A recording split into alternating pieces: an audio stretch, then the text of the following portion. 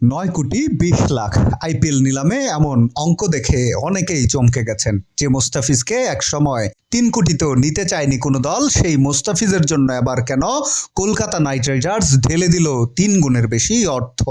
এটা কি আবেগ নাকি এর পেছনে আছে বড় কোনো পরিকল্পনা? আর সবচেয়ে বড় প্রশ্ন, মুস্তাফিজ কি নিয়মিত একাদশে জায়গা পাবেন? নিলামের দিন কলকাতার কোচ অভিষেক নায়ারের মুখে হাসি বলে দিচ্ছিল মুস্তাফিজ তাদের কাছে শুধু একজন ব্যাকআপ নন, তিনি একটি কৌশলগত অংশ। নাইট শিবির এবারের নিলামে গড়েছে একেবারে তারকাবহুল দল, আর সেখানেই মুস্তাফিজের সামনে বড় চ্যালেঞ্জ। আইপিএলের নিয়ম অনুযায়ী এক ম্যাচে বিদেশি খেলানো যাবে সর্বোচ্চ 4 জন। ওপেনিংয়ে আছেন ফিন আইল্যান্ড, টিম সাইফার্ট ও রাচিন রবীন্দ্র। 25,20,00,000 রুপিতে কেনা ক্যামেরন গ্রিন সবচেয়ে বড় বিনিয়োগ।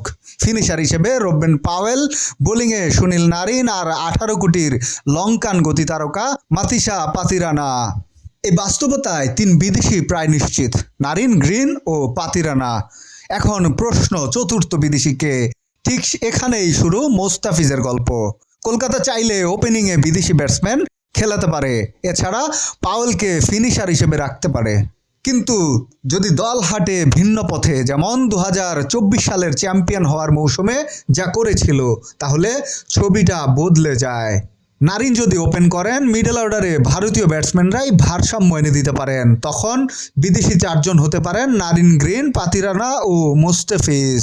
এই কম্বিনেশনে কলকাতার বোলিং লাইন হয়ে উঠবে শক্তিশালী। আরেকটি বড় বিষয়, পাতিরানার ফিটনেস। চোটপ্রবণ এই পেসার বিশ্রামে গেলে মুস্তাফিজই হয়ে উঠবেন কলকাতার প্রথম পছন্দ। এছাড়া কলকাতার রহস্যময় বোলারদের প্রতি দুর্বলতা তো আছেই। সব মিলিয়ে বলা যায়, কলকাতা মুস্তাফিজকে দলে বেরিয়েছে নিছক আবেগে নয়, বরং স্পষ্ট কৌশল মাথায় রেখেই।